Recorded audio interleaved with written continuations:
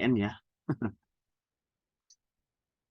Dengan long weekend, kebetulan juga kemarin juga saya ada tugas ke lapangan juga, jadi agak hektik juga gitu kalau misalkan harus ngajar di weekend kemarin juga. Oke, untuk materi malam ini ya, kemarin kan kita sudah banyak cerita terkait dengan regresi linear. Kita review lagi kan kemarin regresi linear sederhana, kemudian berganda satu variabel, dua variabel, eh, tiga. Ini kita coba eh, pakai yang tiga variabel ya, teman-teman ya. Tapi mungkin saya tidak akan menyampaikan hitungan manual ya. Mungkin nanti Pak Pad ataupun juga nanti teman-teman bisa mempelajari sendirinya. Kalau untuk apa namanya perhitungan manual, sebenarnya tinggal memahami konteks dari permasalahan yang ada atau soal-soal yang ada dan tinggal menerjemahkan variabel-variabelnya apa saja, mana yang variabel bebas, mana yang variabel terikat, kemudian mulai dari uji asumsi klasik, kemudian eh, baru ke analisis regresi linear bergandanya gitu ya. Nah, khusus untuk kelas kita ini, maksudnya yang kebetulan saya diamanahi menyampaikan kepada teman-teman semua, mungkin lebih ke uji linearitas ya. Kalau eh, untuk dua pertemuan terakhir ini, apa namanya, terkait ya uji linearitas ini ya teman-teman semua, memang istilahnya apa ya, fardu ain kali ya, fardu ain ya untuk eh, sebelum melakukan pengujian analisis regresi lebih lanjut lagi. Jadi sebelum kita berkesimpulan bahwa variabel A, variabel X1, X2, ataupun X3 ini mempengaruhi atau berpengaruh terhadap variabel terikatnya, variabel Y-nya gitu ya, variabel dependennya.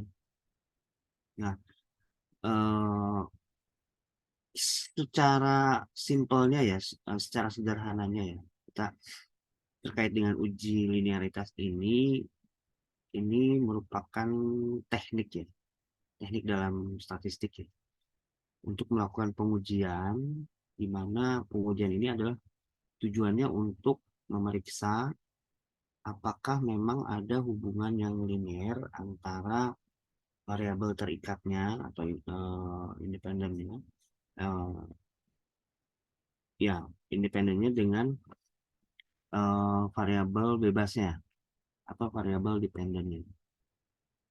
Balik ya, variabel independen, variabel bebas dengan variabel dependen, variabel terikatnya gitu kan.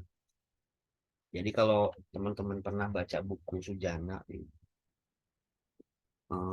zaman kuliah dulu saya pegangannya itu bukunya dari Sujana sih. Dosen saya ngasih acuannya gitu. Sebenarnya banyak sih, tapi mungkin waktu itu memang Sujana dosen lokal ya.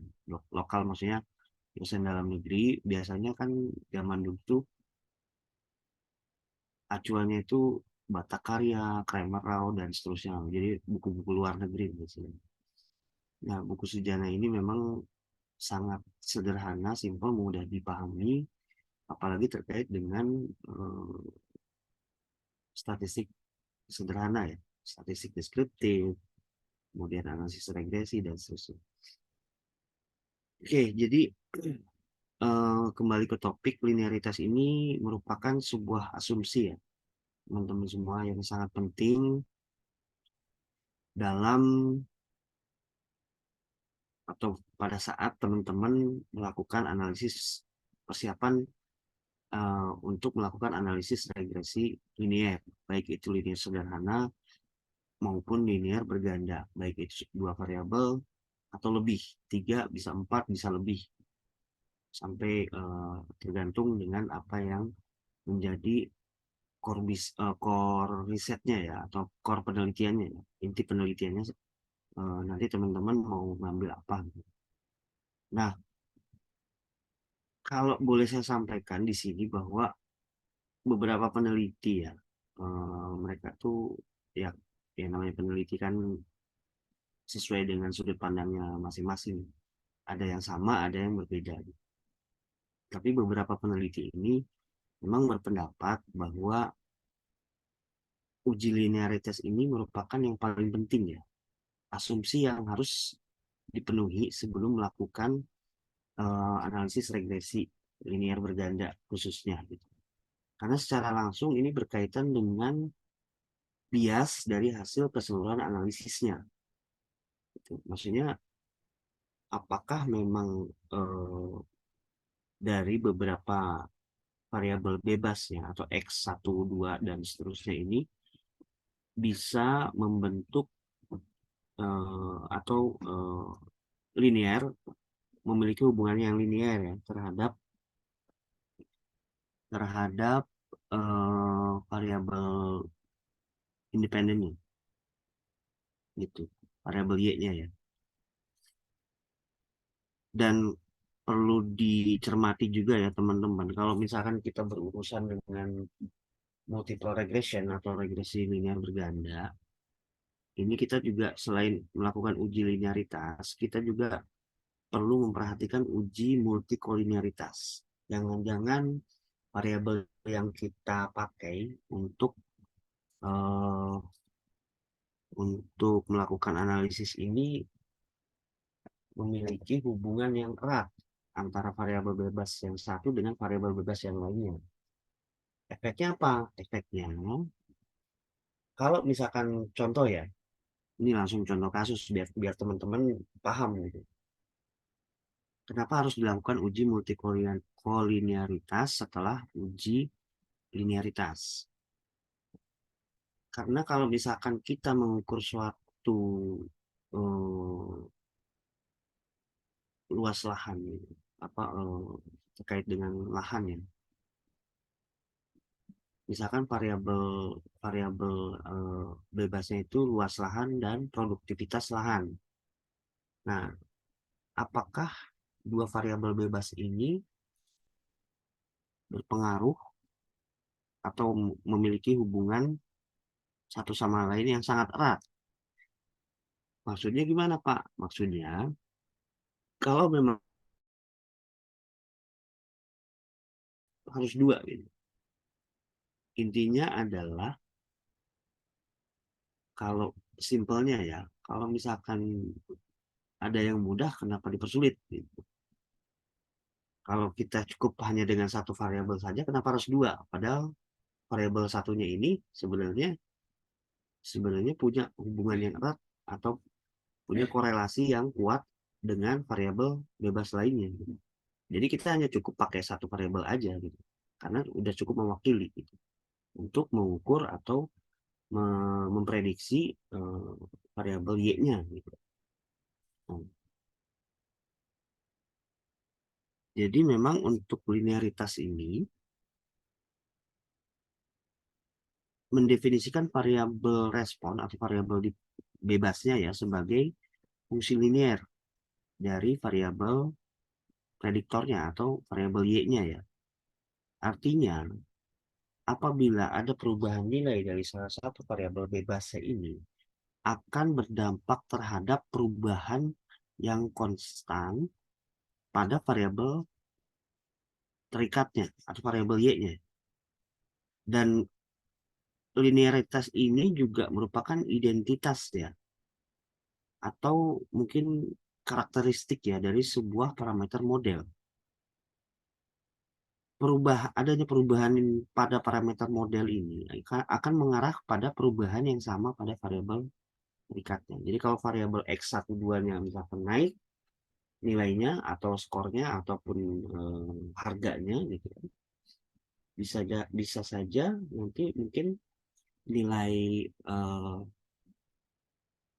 apa variabel y-nya juga naik dengan catatan dia korelasinya positif. Kalau kebalikannya berarti kan korelasinya negatif gitu. Nanti kan teman-teman output dari SPSS-nya juga kan akan ketemu dengan nilai R ya, R dan R square gitu kan. R square ini kan nanti untuk koefisien determinasinya untuk terkait dengan seberapa kuat sih hubungan antara variabel dependen dengan independennya. Nah, apabila asumsi linearitas ini tidak terpenuhi ya teman-teman. Ini kita review sejenak ya terkait dengan uji linearitas. Ini akan menyebabkan perkiraan ataupun pendugaan atau estimasi lah ya dari parameter yang regresi yang kita modelkan, misalkan Y sama dengan A plus BX1 plus CX2 misalkan. Ini menjadi bias, artinya bias termasuk juga koefisien regresinya. Berarti model itu memang kurang pas ya untuk memprediksi suatu nilai atau suatu harga. Gitu ya.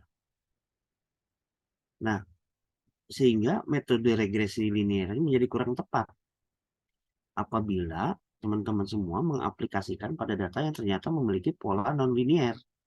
Berarti modelnya bukan regresi linear, berarti regresi non-linear.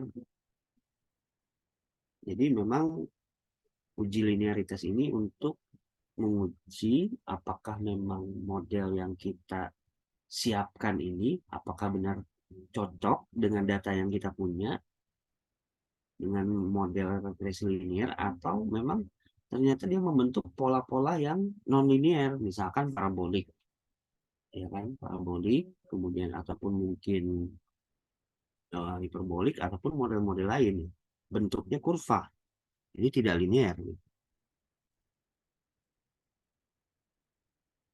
Nah, bagaimanapun juga akan tetapi ya teman-teman semua bahwa parameter regresi ini juga eh, tetap masih dapat dihitung ya, walaupun misalkan terdapat beberapa asumsi klasik yang tidak terpenuhi, misalkan linearitasnya nggak terpenuhi atau normalitasnya tidak terpenuhi. Outputnya SPSS maupun kalau teman-teman hitung manual itu tetap akan keluar ya hasil hitungannya. Cuman memang pada saat pengujian hipotesis dari koefisien-koefisiennya itu tidak akan signifikan. Artinya memang modelnya tidak bisa dipakai gitu, model regresi gitu, karena bias. Nah, apabila keterkaitan antara variabel dependen dan independen ini tidak linear atau non-linear lah ya kita bilang, maka hasil analisis regresinya itu underfitting atau overfitting. Selain itu juga akan terdapat risiko kesalahan tipe 1 dan tipe 2. Tipe 1 itu mungkin yang seharusnya ada tapi tidak ada. Tipe 2 itu yang seharusnya tidak ada tapi ada gitu. Ini yang menjadikan dia underfitting atau overfitting. Artinya sebenarnya model ini nggak cocok. Ini terlalu rendah misalkan, atau ini terlalu tinggi ekspektasinya atau nilai prediksinya. Gitu. Nah, disinilah pentingnya mengapa kita perlu memastikan adanya hubungan linear antara variabel independen dengan variabel bebasnya. Selain itu juga uji linearitas ini berfungsi untuk menghindari daripada hasil analisis yang bias dan tidak valid ya. Karena tadi ya, misalkan data kita ternyata data parabolik harusnya kurvanya. Ternyata kita uji pakai uji linear. Nah, ini nggak cocok gitu. Seharusnya saya ukuran baju saya XL, teman-teman malah membelikan saya baju ukuran M, nggak muat. Nah itu underfitting. Ternyata ukuran saya XL, ukuran baju saya XL, tapi teman-teman malah membelikan saya baju triple XL, itu overfitting atau kelebihan estimasinya. Jadi uji linearitas itu tujuannya seperti itu ya, teman-teman ya. Nah, cara untuk melakukan uji linearitas ini sendiri ada beberapa cara ya. Mungkin saya bisa sebutkan dua cara aja ya, yang bisa teman-teman pakai. Yang pertama adalah melalui visual atau secara grafis ya, grafik. Grafik itu bisa dengan scatter plot atau diagram bencar ya, kalau teman-teman kurang familiar dengan scatter plot. Kemudian yang kedua adalah melakukan uji linearitas secara kuantitatif, yaitu dengan rumus-rumus yang ada di modul ya. Rumus yang berbagai macam rumus parameter itu bisa dihitung manual ataupun nanti di output SPSS juga nanti keluar secara uji linearitasnya gitu. Menggunakan uji statistik ya. Biasa disebut dia sebagai lack of fit test gitu, biasanya. Nah, untuk scatter plot sendiri, ya, teman-teman juga udah pernah lihat ya, jadi di diagram bencar, data-data yang kita punya itu digambarkan dalam sumbu koordinat XY kan, biasalah teman-teman udah paham mungkin ya, untuk memvisualisasikan data yang kita punya menjadi scatter plot. Di Excel juga bisa, di SPSS juga jelas bisa gitu. Jadi hanya permainan visual saja gitu. Tapi nanti dari visual itu teman-teman bisa melihat pola ya, pola dari data-data yang kita punya. Tapi scatter plot yang namanya scatter plot ya, diagram bencana itu hanya berupa titik-titik observasi saja. Jadi bukan garis yang dihubungkan dari setiap titik-titik itu, bukan. Tapi dari sebaran titik-titik observasi itu atau titik-titik data yang kita punya itu kalau misalkan kita lihat itu, kalau misalkan dia linear itu akan berkumpul membentuk lah gitu ya, membentuk pola-pola yang linear gitu. Tidak ada yang terpencar atau tidak membentuk pola-pola yang lebih ke arah kurva, baik itu kurva maksimum ataupun kurva minimum itu. Dan kalaupun misalkan dia terpencar, tidak ada pola yang bisa kita dekati gitu, berarti kan memang tidak ada hubungan, data-data itu memang jelek gitu. Artinya bisa jadi pada saat pengumpulan data variabel-variabelnya mungkin kurang pas atau apa gitu. Dari sisi visual aja kita sudah bisa menentukan bahwa data yang kita punya ini tidak ada asosiasi ataupun tidak ada hubungan ataupun tidak ada pengaruh satu sama lain terhadap variabel-variabel bebas ini terhadap variabel y-nya atau variabel apa independennya atau terikat ya. Dan kalau teman-teman kemarin kita belajar koefisien korelasi ya, ya itu menunjukkan hubungan ya, hubungan linearitasnya itu seperti apa, apakah positif atau negatif gitu. Kalau positif biasanya garisnya itu, garis regresinya itu dia lebih condong miring ke kiri gitu. Jadi dari kirinya itu di bawah sampai kanan dia naik ke atas itu. Kalau negatif ya sebaliknya gitu.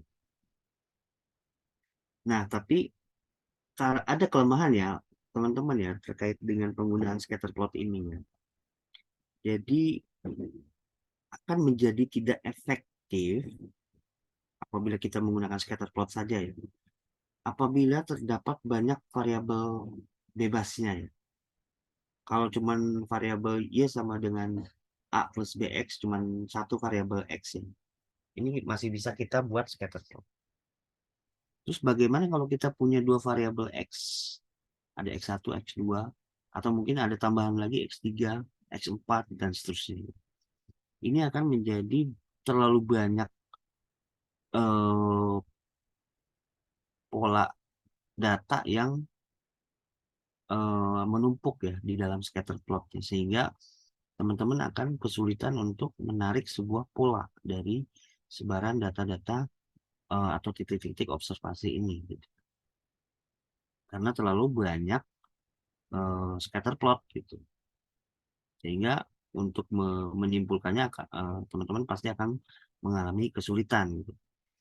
Nah, solusinya gimana, Pak? Solusinya masih ada cara lain ya untuk memvisualisasikannya, yaitu dengan tetap pakai scatter plot, tapi bukan memplot data observasinya ya, XY-nya tuh, tapi memplot antara studentized residualnya.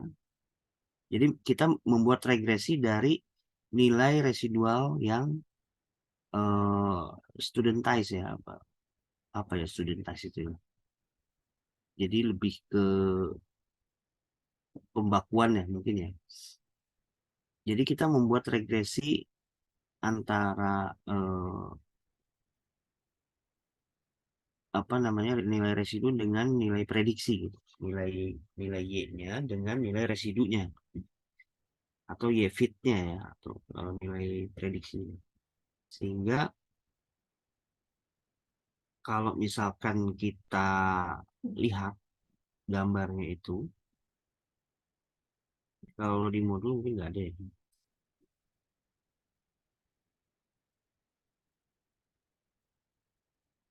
Jadi kalau misalkan kita meregresikan nilai prediksi Y atau variabel Y dengan eh, apa namanya nilai residual yang terstandar lah istilahnya ya, ini akan berada titik-titik residualnya itu akan berada di sekitar garis lurus ya, akan berada di sekitar garis lurus kalau misalkan sebentar.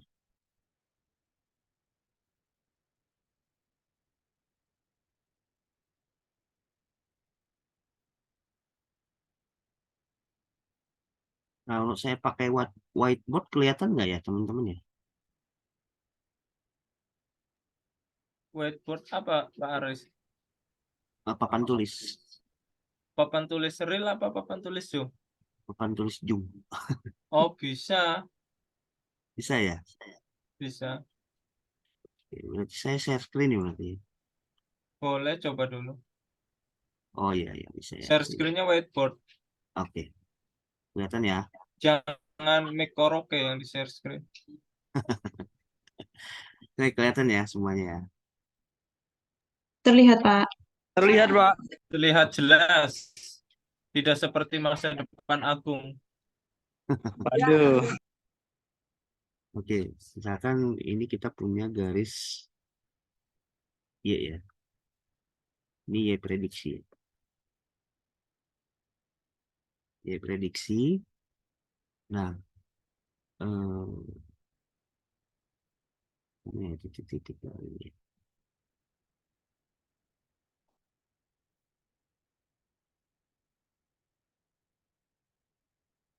Nah, ini nilai residunya itu, standarnya itu dia berada di sekitaran ini lah, garis lurus ini.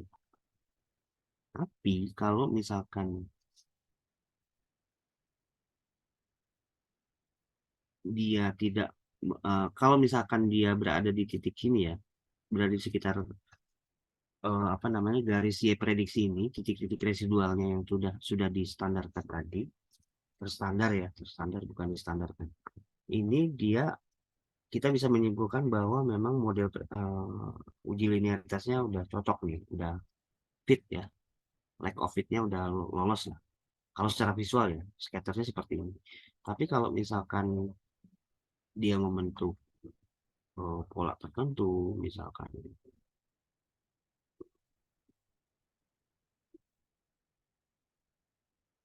residualnya setelah di scatter itu ternyata seperti ini kan kita bisa lihat ya. Apa namanya, ini kan kalau misalkan ini ya kita bisa inilah kira-kira oke lah dia masih berada di sekitaran eh, garis lurus ini. Tapi kalau misalkan polanya seperti ini, ternyata residualnya setelah kita melakukan regresi, jadi XY-nya itu Y-nya Y prediksi, X-nya itu nilai residualnya ya. Ini kan polanya jadi kayak gini, jadi kayak non linear ya, jadi kurva gitu. Ya berarti non linear ini. Jadi uji linearitasnya nggak lulus. Gitu. Jadi dia antara overfitting ataupun underfitting. Cuman kita kalau secara visual memang kita belum bisa menentukan dia overfitting atau apa namanya, underfitting gitu ya. Nah, kemudian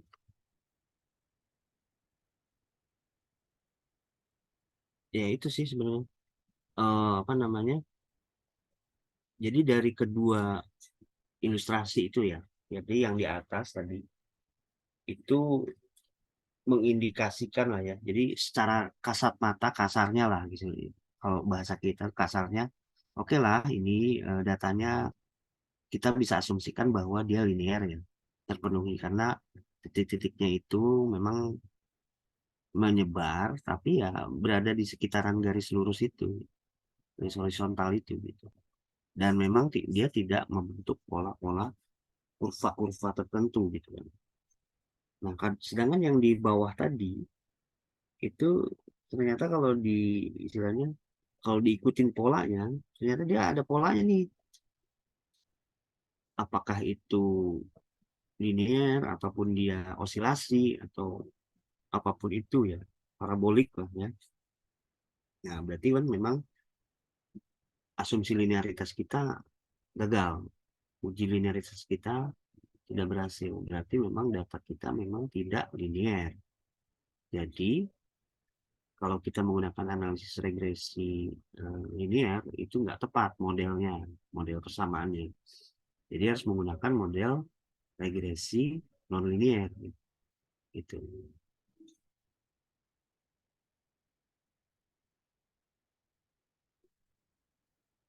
Nah, sampai sini ada yang belum dipahami mungkin?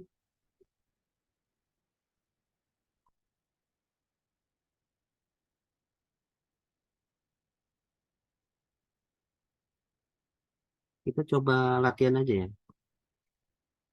Jadi sebenarnya eh bentar, saya buka SPSS dulu. Itu saya sengaja share datanya biar teman-teman juga bisa nyobain ya, latihan. Syukur-syukur punya apa namanya, punya data sendiri ya, punya data sendiri. Terus nanti teman-teman coba melakukan uji asumsi klasik, terutama uji linearitas ini sebenarnya dari data yang kita punya linear nggak sih? Atau enggak teman-teman mungkin bisa observasi kecil-kecilan lah ya mungkin ya untuk latihan bikin skripsi ataupun tugas akhir nanti misalkan bikin project apa gitu misalkan kalau mungkin ada teman-teman yang ngajar bimbel atau apa. Nah ini mungkin kita mau melihat nih eh, prestasi siswa siswa apa yang kita bimbel gitu, apakah dari usianya berpengaruh tidak, dari sisi usia ya, dari sisi usia misalkan ataupun misalkan dari punya pendidikannya ataupun dari eh, apa namanya peringkat kelasnya atau mungkin dari nilai matematikanya misalkan. Jadi misalkan ada ya, ya teman lah, teman-teman misalkan ada jadi guru bimbel ya atau lagi ngajar anak-anak SD misalkan atau SMP lah.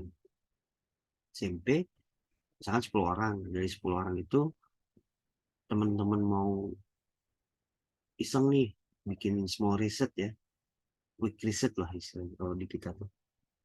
Jadi riset cepat lah, riset cepat ada 10 nih, kita mau ngambil apa nih, mau ngambil dari prestasi kerja pemahaman dia, kemudian sebenarnya sorry, apakah pemahaman dia ini dipengaruhi oleh prestasi kerjanya, prestasi dia di sekolah misalkan rankingnya, mungkin yang rankingnya 10 besar ini kok tingkat pemahamannya lebih cepat, ataupun mungkin dari latar belakang sekolahnya gitu kan, bisa pakai scoring nanti kan, misalkan dari SMP favorit ataupun dari SMP yang swasta yang mana itu terserah lah.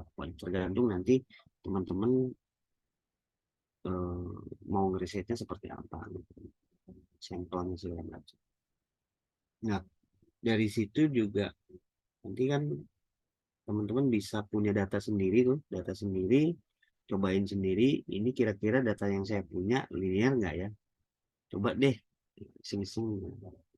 Itu teman-teman juga harus kreatif ya, harus kreatif, apa namanya, mencoba ya kalau kalau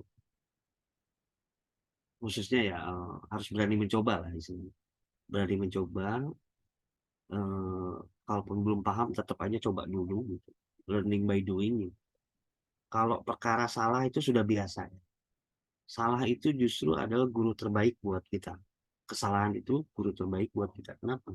Karena kita bisa menganalisis, oh ternyata ini keliru, oh ternyata artinya untuk memperbaiki ke depan kita harus seperti apa. Pun eh, di kehidupan kita sehari-hari ya, ya sebenarnya sih masih relevan lah. Kalaupun misalkan kita mau memperbaiki diri, apa sih yang bisa kita ukur gitu, dari ukuran kita ini sendiri? Apakah mungkin dari sikap kita, tutur kata kita, dari sikap kita terhadap teman, cara berbicara kita, sopan santun, adat istiadat dan seterusnya. Itu semua bisa dikuantifikasi, walaupun sebenarnya data-data itu apa namanya mungkin ya bisa sifatnya biner. Biner itu ya binomial ya. Binomial itu ya bisa ya tidak, laki-laki perempuan. Hal-hal seperti itu masih bisa diakalin ya. Namanya statistik tuh. Itulah curangnya anak statistik. Segala sesuatu bisa diakalin. Oke, kita coba dulu ya. eh, Stop share dulu untuk yang whiteboardnya. Kita coba ke SPSS ya.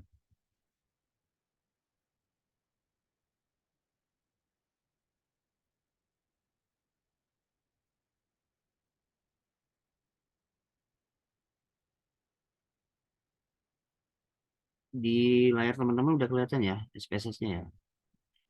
Sudah, Pak. Oke, baik. eh saya coba data yang saya share tadi ya. Sebenarnya itu datanya tuh sebenarnya cuman ada itu data untuk satu variabel saja ya. Cuman saya iseng tambahin dua variabel, di mana datanya saya bangkitkan sendiri pakai yang kemarin ya, range between aja gitu. Range between, jadi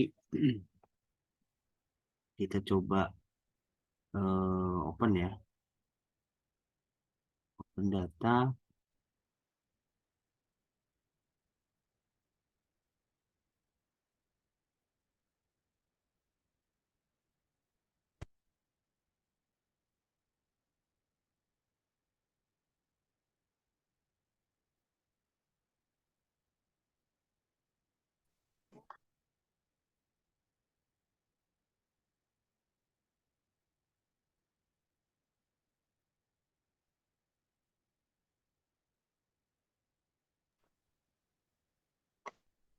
Ya, ini. Nanti teman-teman sambil klik-klik itu uji cobanya nggak apa-apa, biar kalau melakukan itu sebenarnya lebih baik daripada tidak sama sekali gitu ya. Kalau kalau buat saya, tapi ya mudah-mudahan filosofi kita sama. Nah, karena cuma ada satu sheet ya, kita satu sheet aja. Oke. Tetap berarti langsung ini. Jam 8 sampai.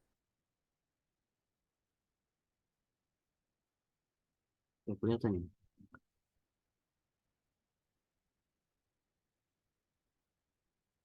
Oke, kelihatan ya. Terlihat, Pak. Ya, oke. Ini datanya sudah muncul. Kita lihat variable view-nya. Sebenarnya untuk yang variabel nomor 1 ini kita nggak pakai sih sebenarnya. Jadi kita bisa hapus aja ya kali ya. Hapus aja ya, mengganggu pemandangan. Oke, jadi saya punya satu variabel Y, variabel prediktif ya. Jadi ini tuh ceritanya gitu, datanya itu terkait dengan apakah kinerja seorang karyawan ini dipengaruhi oleh gaya kepemimpinan X1-nya ya, kompetensi karyawannya itu sendiri, ataupun juga motivasi karyawan itu sendiri. Semua datanya sudah dikuantifikasi dan ini anggaplah ini hasil dari data collecting dari kuesioner yang sudah dibagikan kepada sampel terpilih.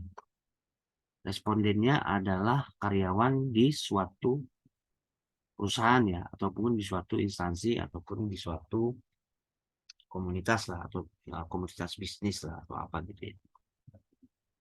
Jadi kita punya asumsi nih, apakah memang benar kinerja karyawan ini dipengaruhi oleh atau memiliki hubungan yang linear dengan gaya kepemimpinan, kompetensi karyawannya itu sendiri, maupun juga motivasi.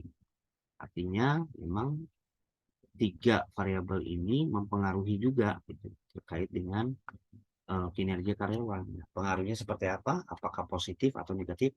Nanti tergantung dari hasil analisis korelasinya seperti apa ya. Ini kita bikin scale aja semuanya ya. Semuanya minimal interval karena kita datanya juga ini sudah dikuantifikasi semua. Nah, kita coba untuk sebentar.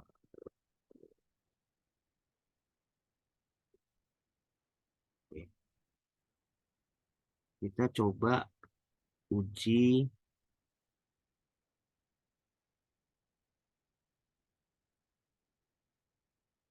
asumsi klasik ya. Sebenarnya sebelumnya kita asumsikan bahwa data ini sudah lolos ya, sudah lolos dari analisis reliabilitas dan validitas. Karena ini teman-teman kalau memang mau bikin tesis atau skripsi ya, penelitian gitu lah, misalnya penelitian. Data yang kita kumpulkan, baik itu data primer maupun data sekunder, tetap teman-teman harus melakukan uji analisis reliabilitas dan juga validitas. Nah, itu memang syarat sahnya uji statistik parameter gitu. Statistik parametrik maksudnya. Jadi apalagi kalau dari teman-teman ngambil datanya dari hasil angket atau hasil kuesioner gitu, atau hasil instrumen yang teman-teman sebar, nanti di scoring masuklah ke sini.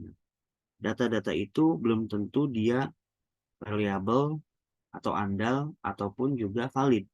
Saja mungkin ada pola-pola tertentu yang memang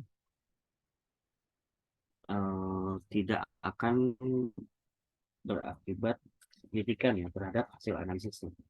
Jadi untuk contoh soal ini saya asumsikan bahwa itu sudah kita lewati ya analisis reliabilitasnya ataupun juga validitasnya. Ini teman-teman udah pernah dapat ya itu ya untuk uji validitas dan reliabilitasnya. Udah dapat belum ya? Karena itu memang penting juga ya kalau teman-teman bikin skripsi. Sudah belum ya? Sudah. Sudah ya, oke, siap. Makasih. Kalau memang sudah, berarti saya anggap paham ya dengan asumsi yang saya tetapkan di sini. Nah, dari sini kita coba eh, linear ya. Kita coba nih. Kita punya tiga variabel independen X1, ya kepemimpinan, S2, S3. Dan variabel dependennya adalah kinerja karyawan. Metodenya enter aja, karena untuk yang metode yang lain seperti yang sudah kita bahas ya sebelum-sebelumnya, itu ada uji parsial atau ada uji lain yang memang salah satu teknik ya untuk membuat atau mencari model terbaik. Coba lihat statistiknya, model fitnya oke. Kemudian yang kita perlukan adalah estimasi koefisien ya, oke. Untuk kolineritas belum belum ya, belum perlu ya, nanti aja. Sebentar itu dulu plotnya. Nah ini kita coba regresikan ya, studentize residual nih kan, di X-nya dengan Y prediksi.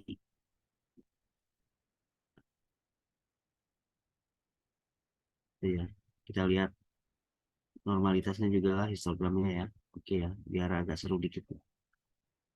Kemudian save-nya residualnya studentize ya, biar kita bisa lihat datanya. Prediktifnya oke lah, dua-duanya ini. Kemudian apalagi? Oke lah, cukup. Kemudian ini 5%, oke. Saya coba kita lihat ya.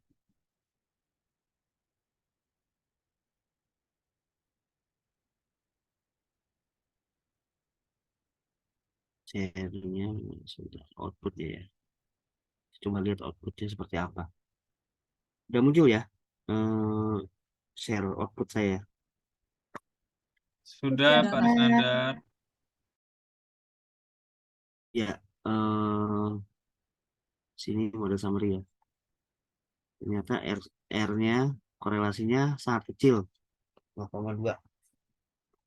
Ternyata data yang saya bangkitkan itu jelek. Kurang kuat ya, teman-teman ya.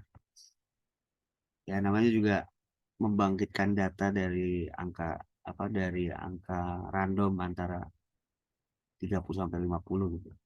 Ternyata memang hasilnya kurang bagus gitu. R square-nya pun 0,0, di bawah 5%.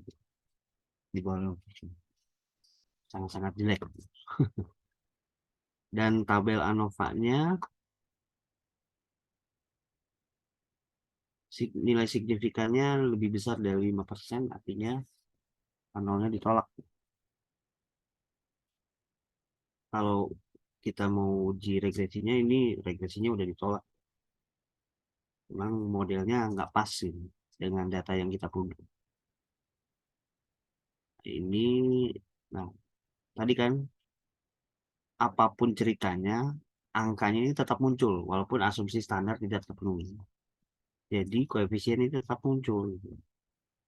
Koefisiennya 35. Sebentar.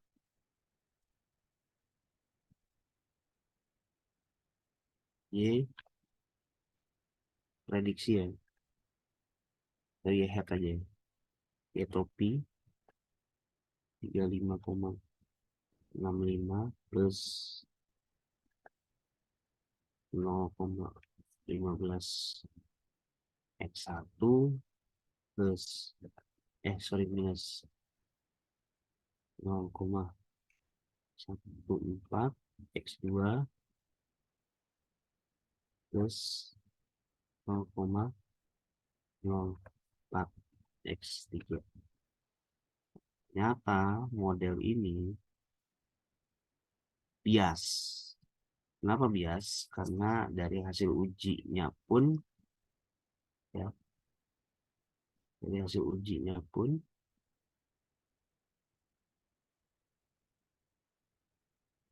uji ANOVA ya, basis variannya juga signifikan ya, tidak apa namanya, nolnya ditolak, kemudian R-nya juga kecil, artinya memang datanya kurang bagus gitu. Memang nggak cocok gitu untuk dibuatkan model yang harusnya ini ya modelnya gitu. Hasilnya jelek walaupun apa namanya 3 variabel bebasnya ini sebenarnya dia signifikan semuanya. Nah ini teman-teman ya residualnya nih predicted value-nya student size-nya mana ya. Nah ini ya teman-teman ya, ini nilai minimum maksimumnya, minnya minus 0,03. Kita lihat plotnya ya. Nah, kalau dari uji normalitasnya memang dia lebih cenderung ke menceng kanan ya. Jadi skewness-nya itu dia memang nggak normal. Coba kita lihat scatternya. Nah, di sini, nah ini yang saya sampaikan tadi ya. Kita meregresikan nilai standardized residual dengan y prediksinya. Kalau lihat ini memang terlihatnya linear ya, padahal kenyataannya bahwa dia ini apa namanya bias model ini ya, model persamaan ini bias walaupun ininya memang titik-titiknya ini berada di sekitaran garis lurus. Kemudian scatter plotnya juga oke sih gitu kan. Ini memang tidak membentuk satu pola, cuman nah ini ya regresi antara student bias residual dengan predicted value-nya atau y hat-nya memang tidak berpola. Sekilas memang harusnya ini linear. Pertama regresinya ini tidak berpola, tidak membentuk pola, tapi kalau dilihat-lihat ada polanya nggak ya? Menurut teman-teman gimana? Ada nggak polanya? Kalau saya lihat sekilas ya dari scatter plot yang ini memang lebih cenderung ke non-linear ya, karena kita bisa lihat ya ini mungkin mirip-mirip osilasi ya. Kalau teman-teman di rumah sakit kan ada tuh yang naik turun gitu kan, gelombang lah ya, bergelombang gitu, osilasi. Osilasi ya kurang lebih gini lah ya.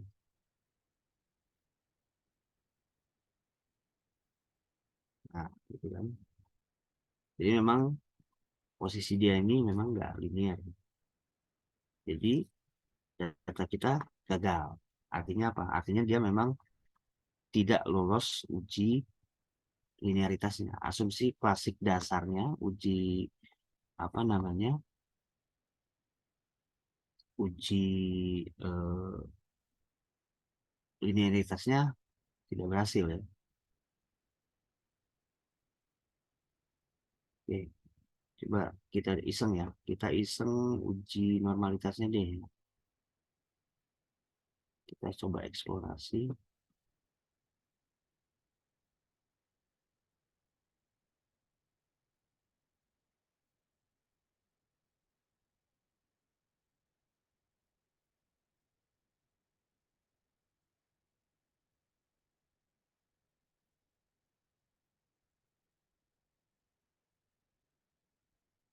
Coba ada outlier nggak? Saya sih nggak, karena datanya kan dibangkitkan, nggak perlu kita. Ini oke normality plot ya. Kita coba histogramnya kurang lebih sama sih histogram. Option nggak perlu. Coba kita lihat dulu.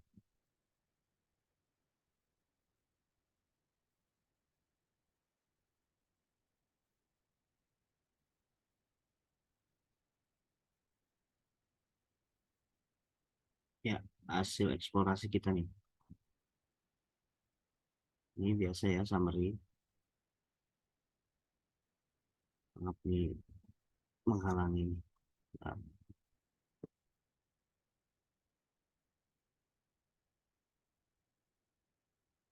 ini dia. Ini.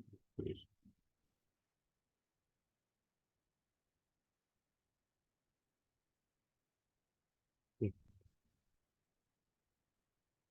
coba kita lihat apakah memang data yang saya punya itu normal atau tidak gitu.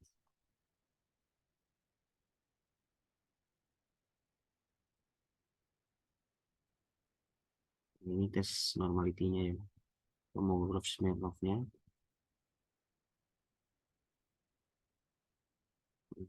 Ternyata memang seperti ini ya histogramnya ya. Memang tidak normal kelihatannya. Stem leaf-nya. Kalau ininya sih memang mirip ya. Harusnya sih normal.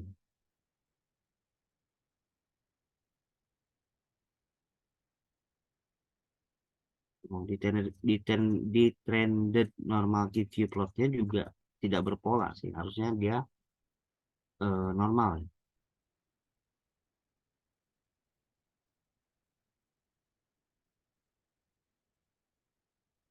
Tapi ternyata enggak ya.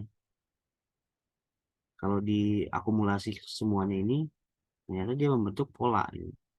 Polanya juga kurva. Gitu. Berarti memang dia tidak linear ya, teman-teman ya. Ini bentuknya gini. Nah, ini kan kurva dia.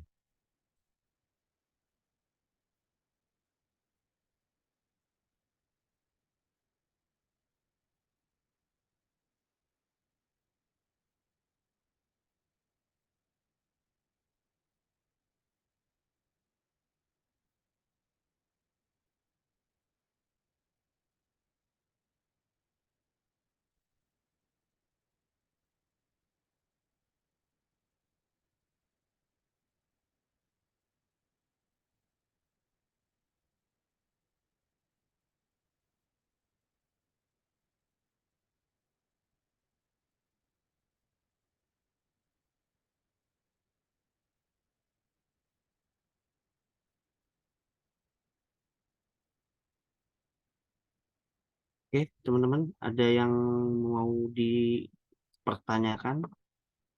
Kalau ada yang belum paham, ada yang perlu dikonfirmasi.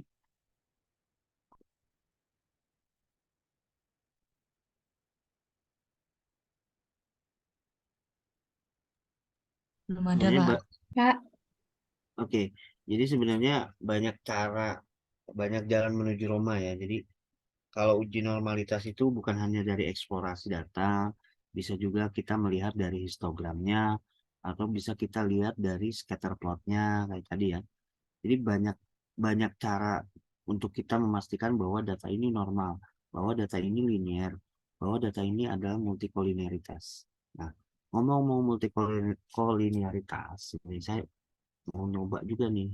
Kita coba lihat apakah memang ternyata data yang saya punya ini mengandung multikolinearitas. Jadi antara X1, X2, X3 itu sebenarnya cukup satu X saja gitu. Saya tidak perlu X2, tidak perlu X3 gitu. Apakah memang seperti itu? Nah, jadi memang teman-teman juga harus aware ya, kalaupun misalkan skripsinya teman-teman ini prestasi kerja apa prestasi siswa, siswa bimbingan misalkan, siswa asuh lah atau apa. Ini ternyata hanya memang cukup di, hanya diperlukan satu variabel misalkan apa ya prestasi nilai matematikanya atau mungkin dari motivasinya dia atau apa gitu. Nah, ini harus harus kita jeli juga gitu ya. Jeli dengan berbagai uji yang kita coba gitu. Ya, teman-teman nanti bisa eksplor aja sendiri dengan cara ini ternyata wah datanya ini nggak normal nih atau datanya ini nggak linear. Oke lah kita coba pakai non linear ya. Kita coba dulu ya yang non linear ya. Regresi non linear. Ini tambahan aja sebenarnya. Maksudnya kita coba buktikan bahwa memang data yang kita punya itu adalah data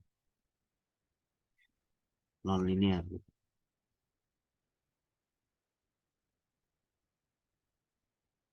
Ini plus ini plus sorry.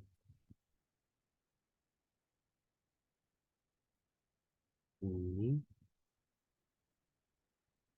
plus ini ya. Apakah memang seperti ini? Bootstrap nggak perlu.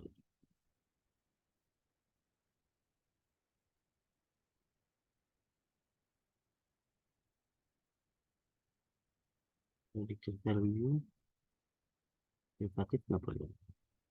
Oke, coba kita lihat function. Oke.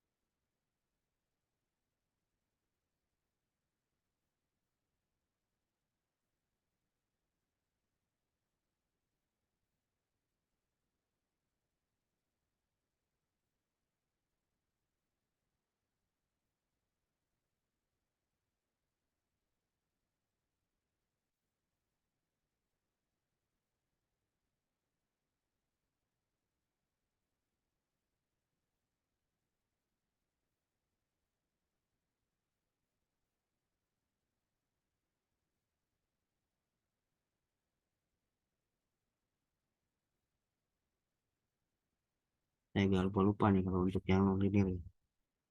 Oke, sudahlah. Jadi intinya, saya mohon maaf nih ya, agak lupa nih kalau untuk yang regresi non-linear. Caranya lupa saya. Tapi intinya bahwa kalau misalkan kita melakukan analis apa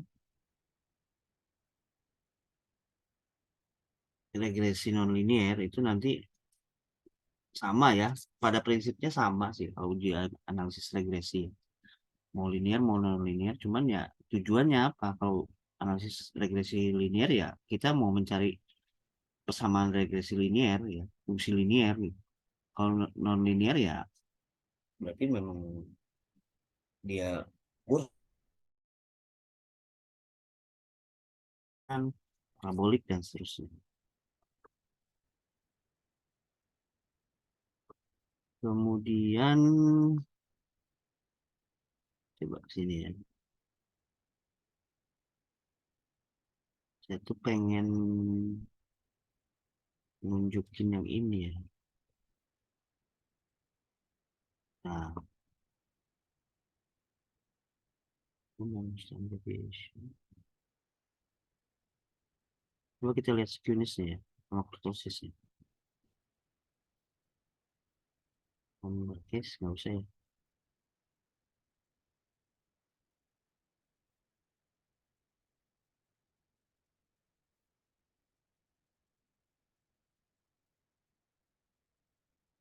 Nah, ini nih, saya pengen nunjukin ini. Test for linearity. Mari kita lihat. Anak tabelnya oke, kita pakai. Coba kita lihat ya.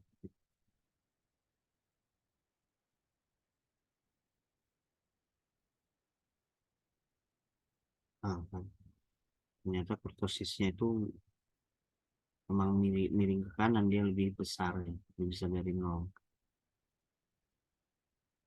Untuk tabel ANOVA-nya juga, nah kita bisa lihat dari sini deviation from linearity-nya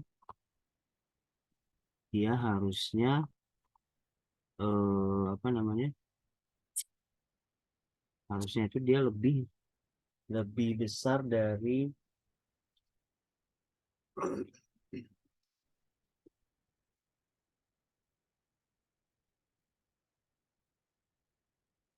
ini yang saya share yang outputnya ya. Iya, Pak.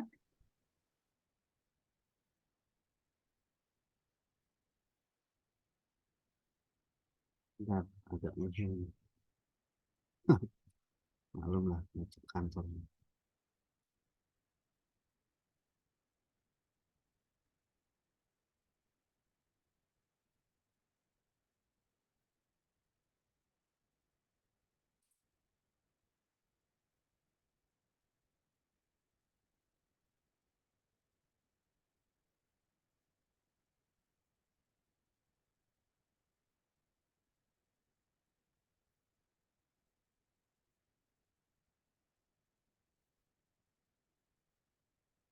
Nah, perlu teman-teman pahami ya, di dunia nyata gitu. Nanti teman-teman setelah lulus tidak akan semudah apa yang ada di buku atau di modul gitu. Wah, ini ternyata variabel bebasnya apa ya?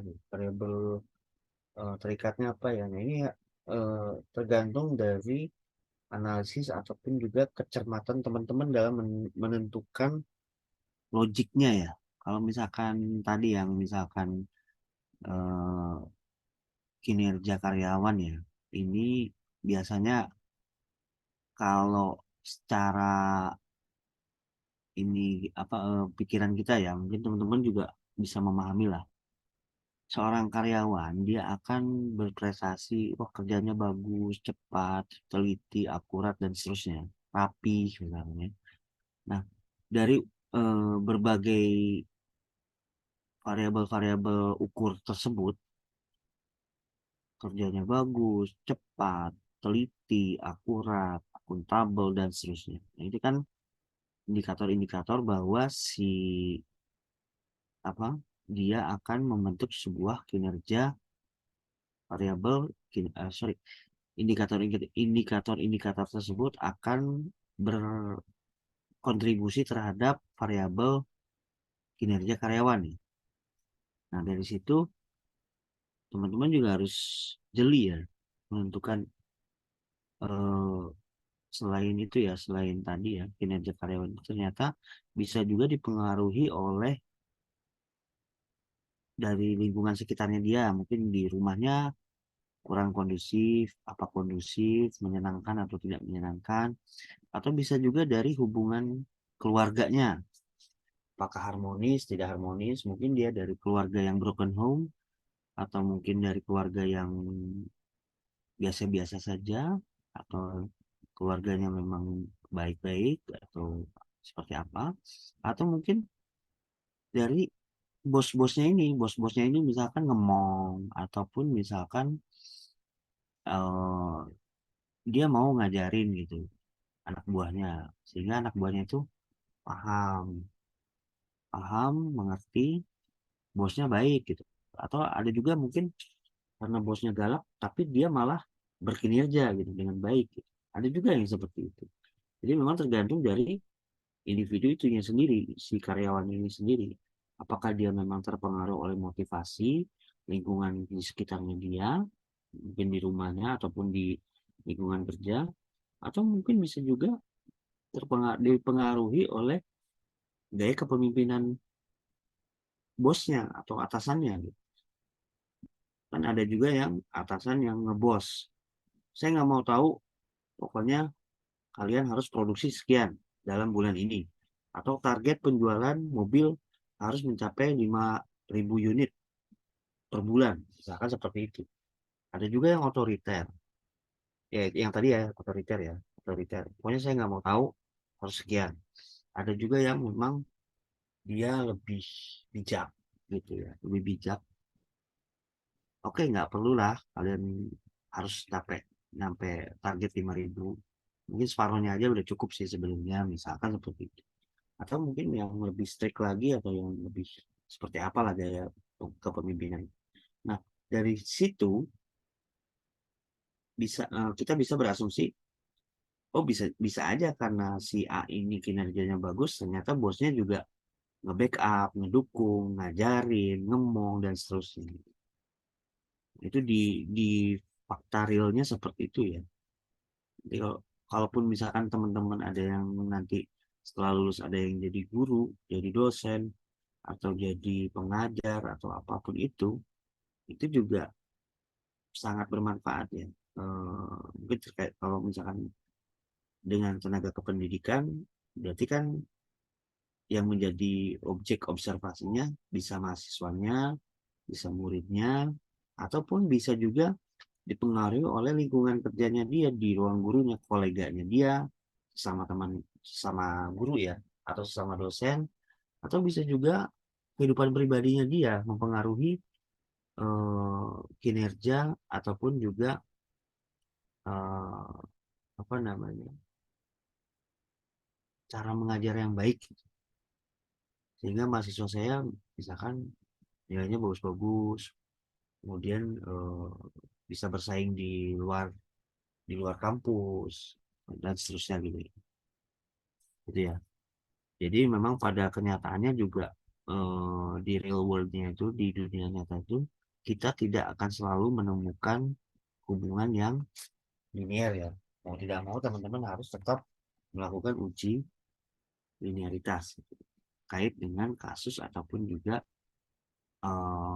apa namanya, variabel-variabel of interest ya, yang menjadi objek observasi pada penelitian ataupun juga kajian yang sedang kita lakukan gitu.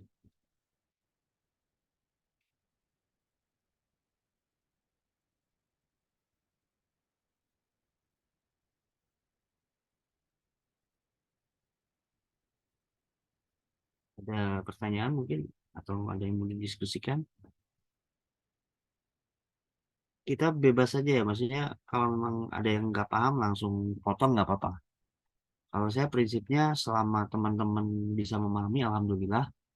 Kalau tidak memahami menjadi dosa saya, jadi gitu. Karena saya tidak menyampaikan dengan baik gitu. Artinya seperti itu ya.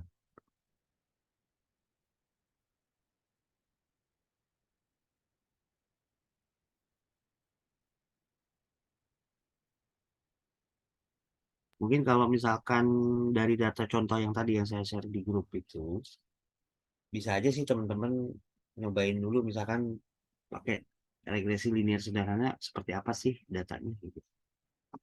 Misalkan cuma pakai X1 dengan Y-nya saja, atau X1, X2, X3-nya di-exclude ya, dibuang aja, nggak dipakai. Hasilnya seperti apa. Nah itu nanti teman-teman bisa coba-coba latihan sendiri, eksplorasi datanya seperti apa, karena modal utama untuk seorang statistikawan lah istilahnya, itu adalah data eksplorasi. Bagaimana kita bisa memahami kondisi data kita, kalau memang ada missing value harus diapain, kalau misalkan datanya tidak normal harus diapain, datanya tidak linear harus diapain, dan seterusnya. Dan itu memang eh, prinsip dasar ya, prinsip dasar bagi teman-teman untuk melakukan penelitian atau riset ataupun kajian secara ilmiah, secara statistik gitu.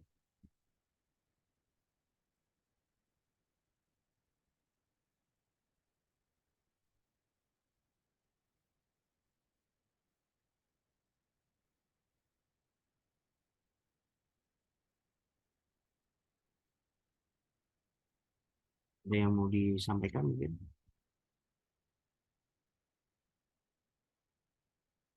Jadi tadi ada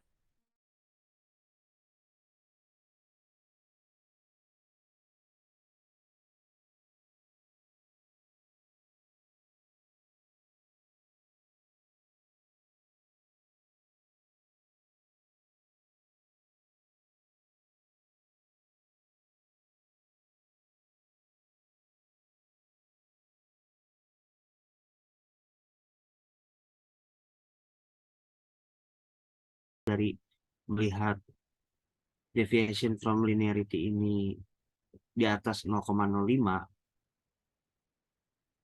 secara umum memang dengan melihat itu saja kita bisa lihat bahwa dia memang linear, tapi belum tentu. Makanya kita perlu melakukan uji-uji tambahan untuk memperkuat kesimpulan kita atau uji asumsi kita. Nah, kalau misalkan hasil yang ini, deviation from linearity ini, dia ada di atas 0,5 ya.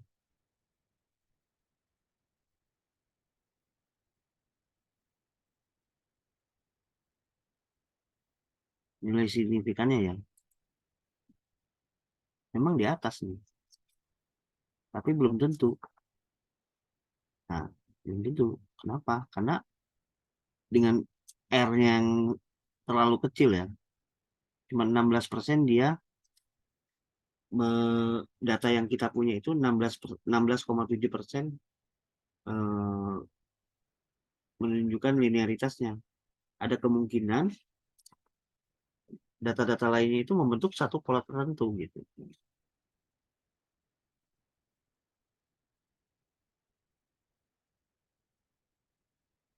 Oke, Mbak Nanda ya. Kalau mau lihat data tersebut normal dari histogram itu bagaimana?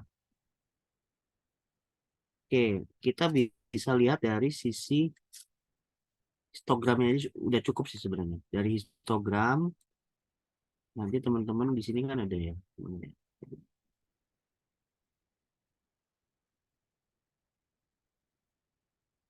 Untuk melihat normal ya, uji normal.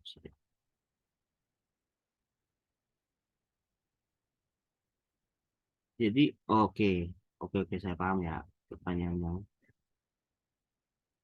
Kalau misalkan mana ya tadi ya?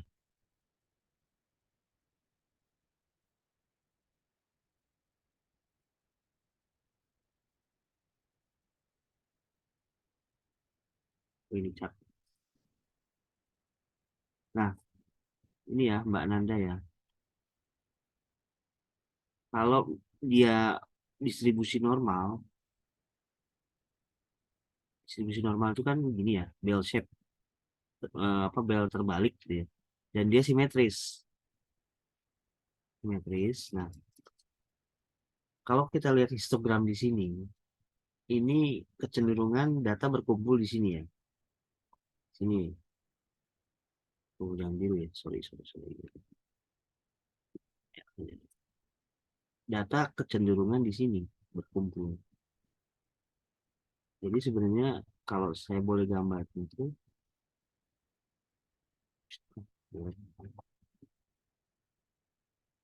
ini lebih ke gini ya.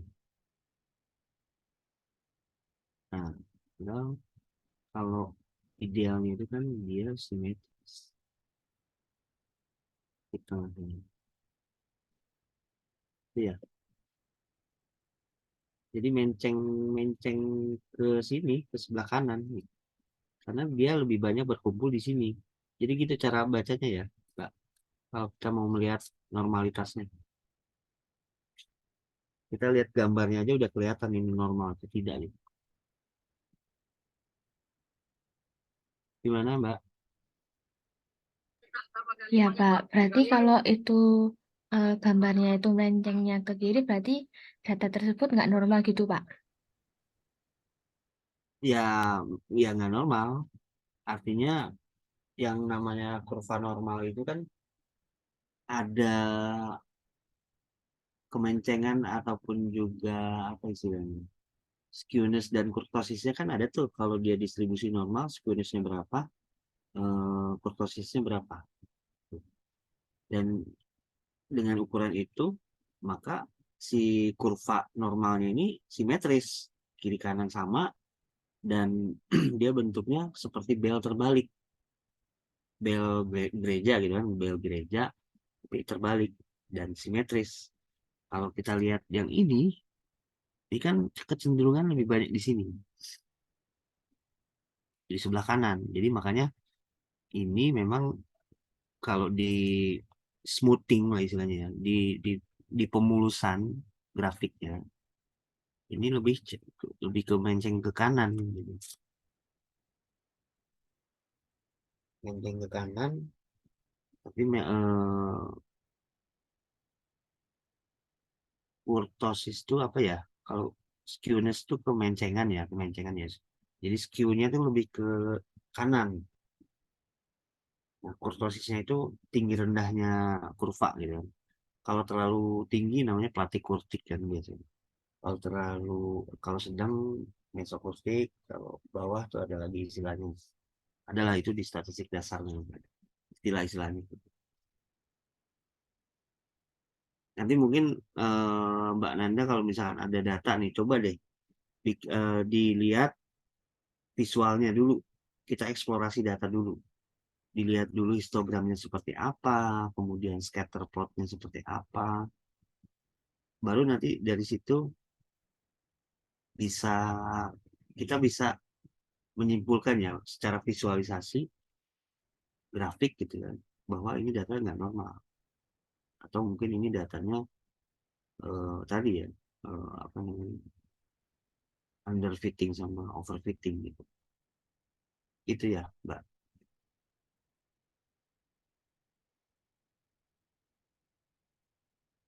Baik, Pak. Terima kasih.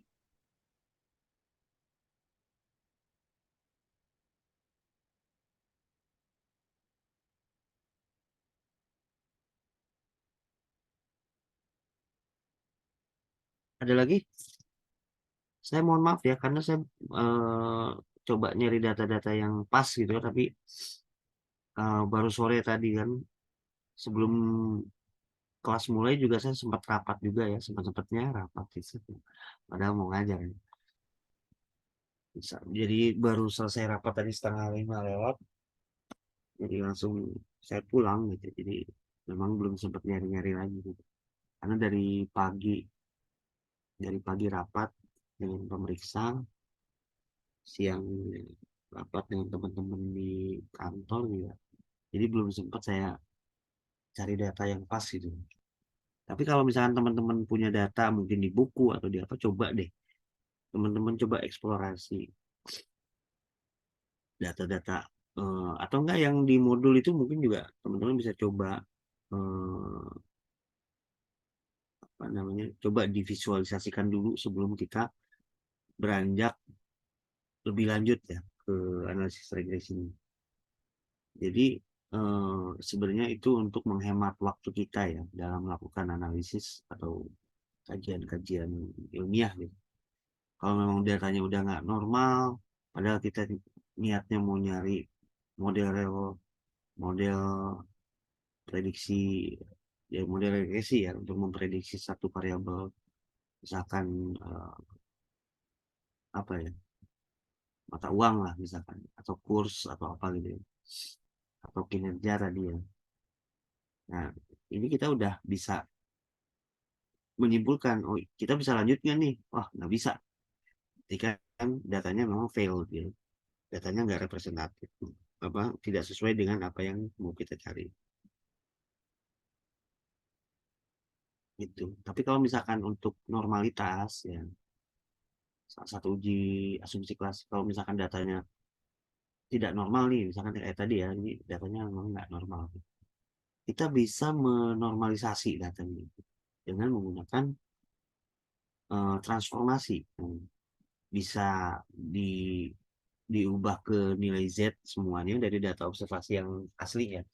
Kayak tadi misalkan data-data yang kita punya yang 50 dan seterusnya itu, kita rubah dulu dia ke dalam angka atau nilai Z ya.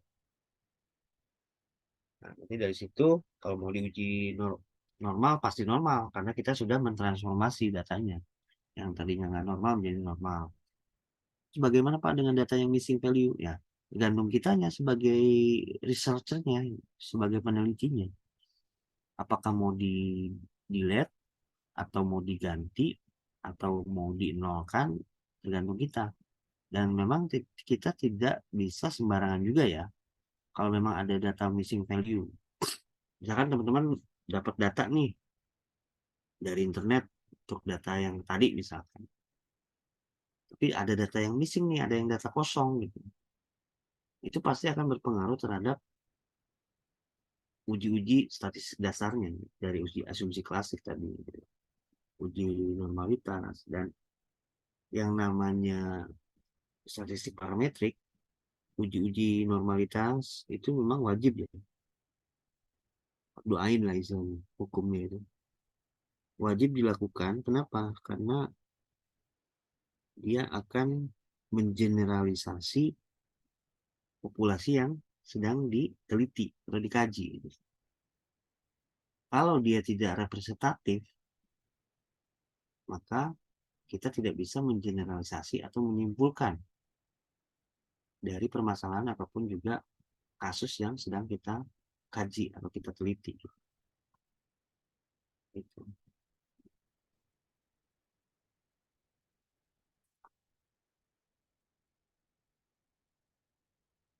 gitu ya teman-teman ya. Ada lagi mungkin?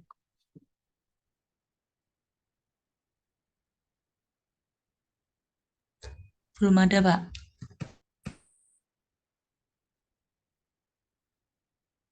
Ya, kebetulan kan memang saya diamanahkan untuk menyampaikan terkait analisis regresi ini pada teman-teman hanya 4 pertemuan saja ya, gitu kan. Memang sih 3 jam itu sebenarnya membosankan, ya kan? Pasti bosan lah ya namanya teman-teman mahasiswa, karena saya juga pernah mahasiswa dulu. Bayangin aja 3 jam dengerin orang ngomong gitu kan. Pasti boring gitu. Nah,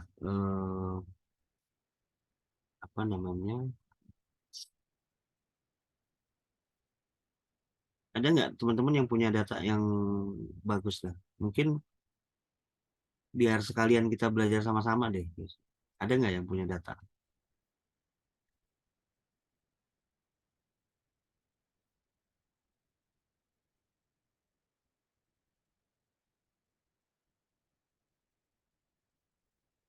Gimana? Ada yang punya data nggak? Cari aja di internet banyak mungkin.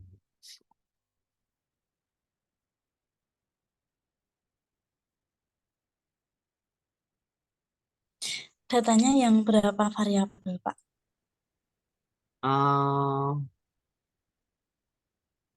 3 variabel boleh nggak apa-apa. Karena kita kan lagi ngebahas yang 3 variabel. Nah, pada prinsipnya ya teman-teman ya, mau 1 variabel, 2 variabel, 3 variabel bebas, 4 dan seterusnya, sama aja sebenarnya. Tekniknya, cara perhitungannya di SPSS itu sama saja, termasuk uji asumsi klasiknya gitu. Jadi kan tinggal menambahkan, kalau misalkan tadinya kita punya 4, tadinya kita masukin 3, ada lagi nih 1 variabel tambahan, variabel bebas tambahannya. Tinggal dimasukin lagi nanti ke kolom yang independen, kolom independennya gitu. Jadi kita punya 4 variabel independen plus yang dependennya yang Y-nya itu. Sebenarnya sama aja sih, nggak jauh beda gitu. Yang bikin beda itu adalah manualnya ya. Kalau ngitung manual pasti beda gitu ininya. Dari rumusnya aja udah beda ya. Nah, jadi untuk malam ini sih sebenarnya saya ingin memahamkan ya teman-teman terkait uji linearitas itu. Sebenarnya ya itu sama ya, mau 3 variabel, 4 variabel dan seterusnya. Itu sama prinsipnya, nggak jauh-jauh beda. Yang beda itu rumus manualnya aja sebenarnya. Dan lama pengerjaan soalnya. Kemudian bagaimana eh, menyelesaikan uji linearitasnya tadi ya, saya udah sampaikan. Kemudian contohnya juga udah saya sampaikan sih sebenarnya. Nah, untuk manual, saya yakin teman-teman sudah tinggal substitusi aja ya. Rumusnya sudah ada, tekniknya, langkah-langkahnya juga sudah ada. Saya yakin juga teman-teman sudah tinggal input aja, udah jago-jago lah istilahnya. Kayak ya, kalau yang namanya lagi kuliah kan pasti dosennya mintanya yang manual gitu. Nah, itulah yang memang harus teman-teman teliti. Jangan lupa gunakan selalu tabel pembantu ya. Karena kita harus menghitung jumlah kuadrat, kemudian kombinasi X1 dengan X2, X1 dengan X3, X2 dengan X3, dan seterusnya. Karena kita perlu mencari jumlahnya. Sigma X1, X2, Sigma X2, X3, Sigma X1 kuadrat, dan seterusnya. Karena itu terlalu, semakin banyak variabel, semakin banyak kolom-kolom untuk teman-teman bikin matrik pembantunya atau tabel tabel bantunya gitu untuk menghitung itu. Tapi prinsipnya sama ya dengan 1 variabel dan 2 variabel juga. 3, 4 juga sama sebenarnya. Tidak jauh beda. Cuman yang perlu teman-teman kuasain ya itu asumsi klasiknya itu. Dari mulai linearitas. Nah, kalau misalkan variabel bebasnya ada 2, ada 3, 4, dan seterusnya, jangan lupa tambahin 1, uji multikolinearitas. Kenapa? Biar kita bisa mendeteksi sebenarnya dari variabel bebas yang kita punya itu bisa dipakai semua atau tidak. Kalau memang cuman dari kita, ya dari kita punya 4 variabel, ternyata X1 sama X3 misal, ini multikolinearitas, terjadi multikolinearitas. Ini kita drop aja, kita buang. Kita buang 2 variabel bebas yang memang dia berkorelasi satu sama lain. Nggak perlu kita buang aja, kita drop.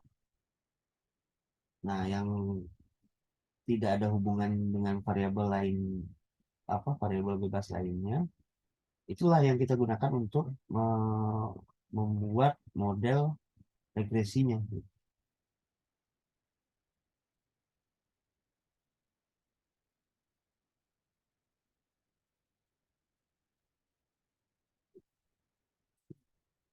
Iya, teman-teman ya. Ada lagi?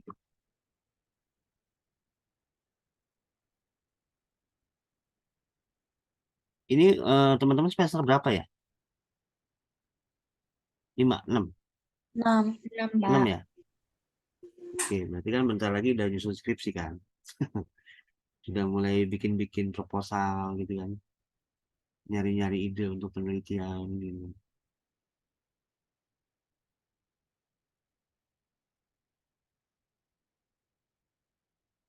Itu kalau yang bisa saya pesankan itu sih. Jadi teman-teman harus jeli juga ya, jeli, pandai membaca membaca apa ya? Membaca kondisi situasinya seperti apa gitu. Dan kalau kampus ya, maksudnya mahasiswa, biasanya memang acuannya itu kan dari skripsi sebelumnya, ada juga dari jurnal, dari lain, dan itu memang eh, mudah didapatkan. Tapi kalau misalkan misalkan teman-teman ini udah lulus ya, udah jadi sarjana, kemudian kerja, mau jadi tenaga pengajar, mau jadi karyawan, mau jadi PNS, mau jadi apapun itu, teman-teman harus membuka wawasannya. Maksudnya harus jeli lah. Kalau saya mau bikin model regresi, kira-kira mana sih variabel yang sebenarnya dipengaruhi oleh variabel lain? Mana sih variabel yang memang dia independen atau bebas, dia tidak dipengaruhi oleh variabel-variabel lain. Walaupun misalkan dia ada 10 batu misalkan, variabel lain hanya semen, satu sak semen misalkan. Itu kan tidak ada hubungan satu sama lain. Artinya kita bisa menggunakan 2 variabel yang saling bebas itu, tidak ada hubungan satu sama lain, untuk membuat atau merancang, menduga ya, membuat atau menduga persamaan regresi eh, dari variabel-variabel bebas yang kita punya tadi ya, batu sama kantong semen. Misalkan seperti itu contoh kasus.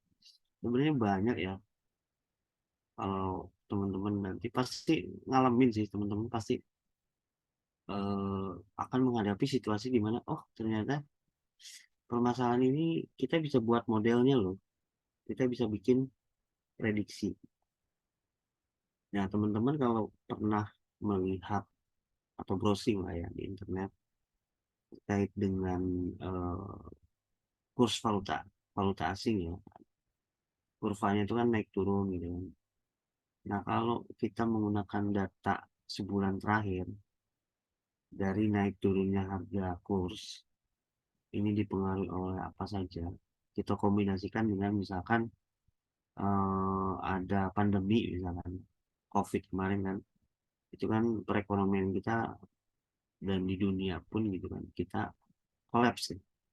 semua kegiatan perekonomian terbatas dikarenakan pandemi gitu. Sehingga perputaran ekonomi, perputaran uang di bawah di rakyat atau di level pasar, di level manajemen menengah ataupun manajemen atas gitu kan, itu menjadi terhambat. Itu salah satu faktor yang menjadi penghambat dari perputaran roda ekonomi, termasuk di kita kan. Makanya pada saat COVID kemarin sampai pertumbuhan ekonomi itu terus menurunkan dari mulai dari 2020, 2021 sampai 2022 itu 2019 dengan 2020 itu kan turun kan. Karena mulai pandemi 2020, kemudian 2021 puncaknya pandemi gitu. Sehingga makin turun lagi, tapi 2022 itu membaik. Artinya kondisi ekonomi sudah mulai membaik dan juga dengan adanya kebijakan pemerintah terkait dengan PPKM ataupun istilahnya work from home ya, study from home, sampai kita bisa Zoom tiap hari, kerja juga dengan Zoom, rapat dengan Zoom, mungkin kuliah juga teman-teman kemarin ngerasain kuliah dengan Zoom ya seperti sekarang kita ya. Kalau sekarang ini bukan karena pandemi ya, karena memang posisi saya memang tidak memungkinkan ya, karena harus ke Jogja gitu. Mungkin ya kalau memang ada rezekinya kita bisa bertatap muka di suatu ruangan kelasnya. Tapi ya berhubung saya juga ada aktivitas lain selain di sini juga, ya saya mohon maaf belum bisa menyapa langsung lah teman-teman semua gitu. Itu ya teman-teman kurang lebih apa namanya insight lah mungkin ya, apa ya, insight itu apa ya, insight itu jadi semacam pandangan lah, pandangan buat teman-teman sebenarnya analisis regresi ini bisa buat apa aja sih. Kenapa sih kita harus bikin model persamaan regresi? Kenapa sih kita harus melakukan uji linearitas? Kenapa sih kita, dan seterusnya. Itu harus menjadi sebuah pertanyaan yang penting ya bagi seorang peneliti. Ya bukan seorang peneliti ya, siapapun itu yang melakukan penelitian secara ilmiah ya, ataupun kajian, ataupun apapun itu yang berbau ilmiah, itulah pertanyaan-pertanyaan yang memang harus teman-teman penuhi atau teman-teman tanyakan. Benarkah ini datanya bagus nggak sih? Datanya normal nggak sih? Datanya ada missing value nggak sih? Datanya linear nggak sih persamaannya? Gitu. Apakah ada korelasi antara variabel satu dengan yang lainnya? Ada nggak sih? Nah, pertanyaan-pertanyaan itulah yang memang perlu teman-teman jawab. Bukan jawab ya, perlu teman-teman buktikan bahwa kalau misalkan saya membuat satu model regresi, model persamaan regresi, ini sudah oke semua. Asumsi klasik terpenuhi semuanya, validitas reliabilitasnya juga udah oke, udah data yang kita pakai ini udah bisa mengukur apa yang mau kita ukur dan valid, artinya bisa menjelaskan bahwa data yang kita teliti ini bisa menjelaskan secara global ya, secara apa namanya, secara general dapat kita generalisasi. Karena dunia statistik itu tidak akan pernah lepas dari dua hal sebenarnya, populasi dan sampling. Sangat-sangat mendasar itu, populasi dan sampling. Kenapa? Karena kita mempertimbangkan banyak hal ya terkait dengan populasi dan apa sampling ya, terutama sampling. Bisa menghemat waktu, bisa menghemat biaya, menghemat kalkulasi. Ya intinya sih kita berupaya meminimalkan effort yang sebenarnya kalau mau real gitu itu kan membutuhkan waktu yang sangat lama. Nah, perlu teman-teman ketahui ya, atau mungkin juga ada teman-teman yang sudah paham terkait dengan data kemiskinan BPS. Itu kan nggak mungkin sih BPS ini menentukan angka kemiskinan harus di sensus 250 juta penduduk Indonesia. Mau sampai kapan? Padahal dia rilis angka kemiskinan itu di bulan Maret dan di bulan September. Nah, bayangin kalau misalkan si BPS harus mensensus untuk menentukan tingkat kemiskinan di Indonesia, gitu. 250 juta mau sampai kapan? Padahal dia harus mengeluarkan angka itu di bulan Maret dan di bulan September. Jadi kan nggak mungkin kita si BPS ini melakukan sensus populasi 250 juta. Maka dia pakailah statistik dengan mengambil sampel secara acak, dan yang penting sampel yang diambil itu adalah representatif ya, mewakili atau bisa digeneralisasi dari hasil hitungan atau hasil analisis yang kita lakukan dengan data sampel yang kita ambil atau si BPS itu ambil. Jadi tidak menghemat waktu, jelas menghemat biaya, dan juga menghemat sumber-sumber lain yang memang diperlukan ya untuk melakukan itu. Misalkan jumlah SDM itu kan nggak mungkin, karena jumlah pegawai kantor pun hanya terbatas. Kalau misalkan BPS seluruh Indonesia ini ada 50.000, masa 50.000 ini harus sensus satu-satu 250 juta penduduk, mau sampai kapan gitu? Nggak mungkin. Maka dipakailah metode sampling, entah itu mau cluster, sistematik, mau stratified, mau simple random, dan seterusnya. Itu. Ada pertanyaan lagi mungkin teman-teman ya?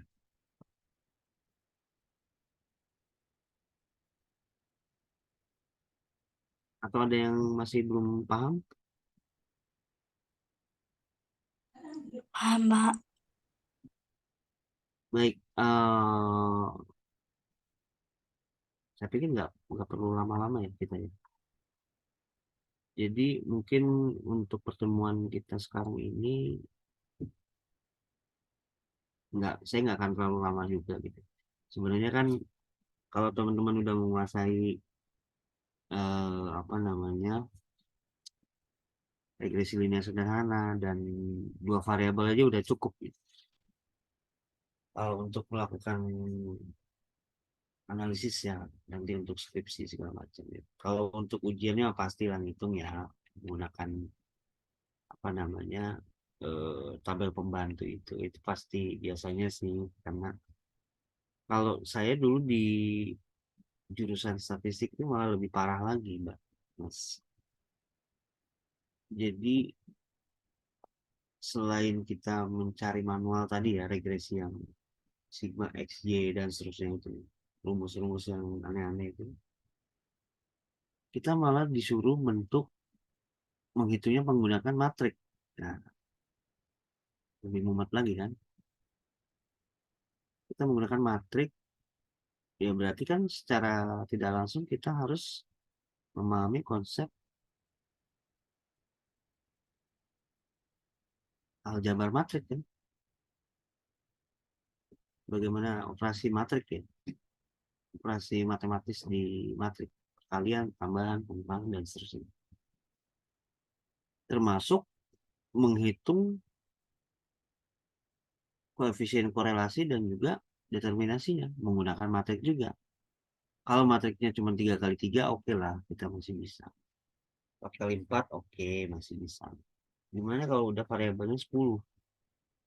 Harus menghitung secara manual, menghitung nilai R-nya dengan nilai R square-nya. Nah, itu alangkah susahnya. Itu ya. Ada, oke, ada chat. Gimana, Mbak? Oh, ini datanya ya?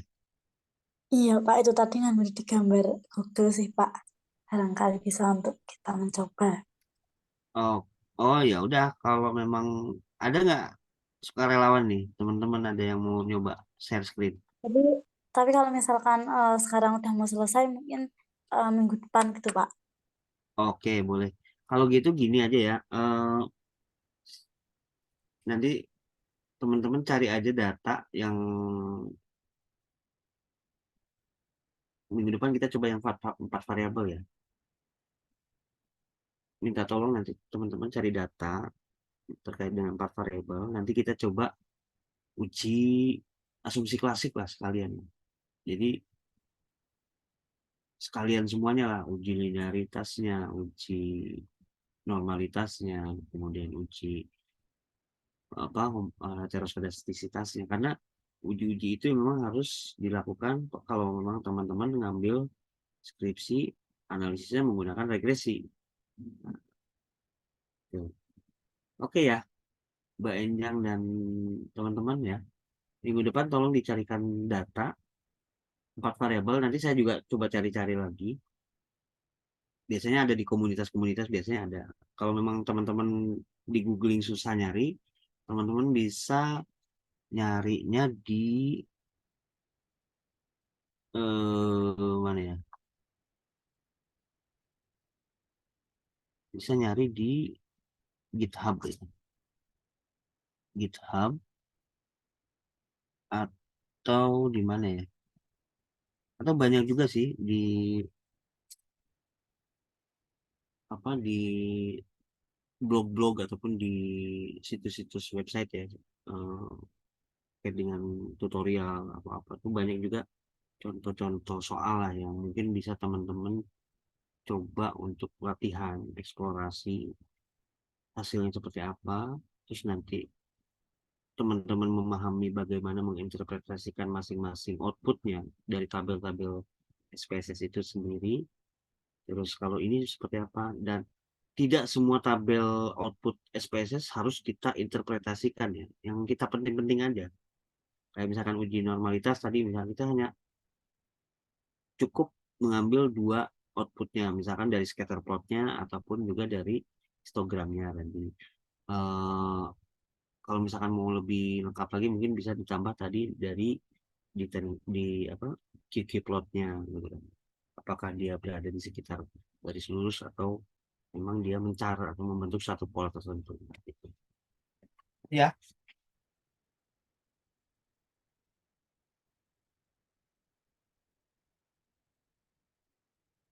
Baik, Pak. oke, teman-teman mungkin kita cukupkan dulu ya pertemuan kita malam ini. Saya mohon maaf kalau banyak kekurangan yang saya sampaikan. eh Feel free untuk monggo silakan kalau memang ada yang kurang dipahami, dan saya tambahin satu ya, analisis regresi ini selain untuk ekonometrik ya, nanti ada ekonometrik, dia bermanfaat juga untuk kalau teman-teman ada yang senang dengan machine learning, itu dipakai juga ya, dipakai juga untuk melakukan prediksi gitu, untuk melakukan prediksi dari model machine learning apa namanya yang dirancang atau dibangun oleh seorang machine learning engineer gitu. Biasanya mereka banyakannya pakainya analisis regresi untuk membuat model machine learningnya gitu. Biasanya seperti itu. Jadi kalau teman-teman sudah paham konsep dan prinsipnya analisis regresi, terus kemudian teman-teman implementasikan diri dalam machine learning engineering, ini bisa sangat bermanfaat ya. Teman-teman sudah paham konsep dasarnya, asumsi klasik dan seterusnya itu, begitu disuruh bikin model machine learningnya, kita udah oke, kita udah paham. Baik, teman-teman, sebelum kita berpisah, saya izin dulu ya untuk capture dulu ya. Capture dulu untuk kelas terakhir kita. Bentar.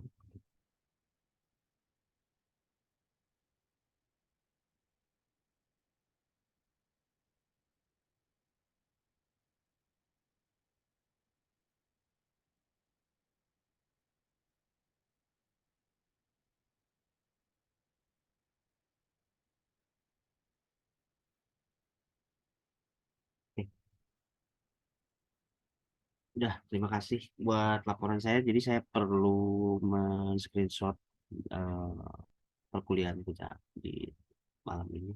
Dan tiap tiap kali pertemuan sih sebenarnya. Sebelum mulai dan juga setelah selesai. Oke, terima kasih teman-teman semua. Kalau memang ada pertanyaan silakan aja di grup atau mau japri saya langsung juga nggak apa-apa. Mudah-mudahan saya nggak. Kalau saya slow respon, mohon maaf. Biasanya siapapun itu yang ngechat saya, nge-WA saya tetap tetap saya balas walaupun mungkin nggak secepat yang diharapkan ya. Itu saya mohon maaf juga. Biasanya Mbak Anjang yang suka ngingetin. Mohon maaf ya Mbak Anjang ya. Kalau misalkan saya slow respon atau apa gitu. Oke, mungkin Nggak apa-apa, Pak. ya siap. Terima kasih Mbak Anjang. Jadi terima kasih sekali lagi kita akhiri pertemuan kita di malam hari ini. Mudah-mudahan teman-teman semua sehat semua, kuliahnya lancar, segala sesuatu diberikan kemudahan. Pak Padnya nggak ngasih tugas yang berat-berat. Kalau saya sih nggak akan ngasih tugas yang berat-berat ya, Cen. Dan baru hari ini saya cuma ngasih tugas, cuman apa? Cuman disuruh nyari data, gampang sekali kan. Tapi nanti minggu depan kita lanjutkan lagi pertemuan terakhir mungkin ya. Pertemuan terakhir kita akan coba perdalam lagi untuk data dengan variabel yang lebih banyak lagi ya, 4 variabel gitu. Mohon nanti mungkin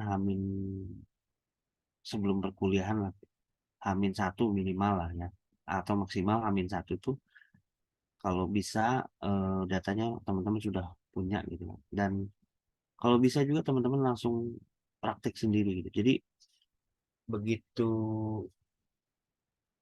misalkan sudah nyoba sendiri hasilnya seperti apa, teman-teman nanti bisa presentasi sekalian ya. Jadi nggak usah takut presentasi, anggap aja ini latihan untuk nanti sidang skripsi ya, nggak apa-apa. Memang setiap orang itu berbeda, ada yang memang dia public speakingnya bagus, ada juga yang gugupan gitu kan, bahkan sampai keluar apa nggak keluar kata-kata saking gugupnya dia gitu kan. Oke, sekali lagi terima kasih, mohon maaf apabila ada kekurangan. Terima kasih Mas Mbak semuanya. Mohon maaf. Kita tutup dengan alhamdulillahirobbilalamin. Assalamualaikum warahmatullahi wabarakatuh. Waalaikumsalam warahmatullahi wabarakatuh. Terima kasih semuanya. Izin live ya.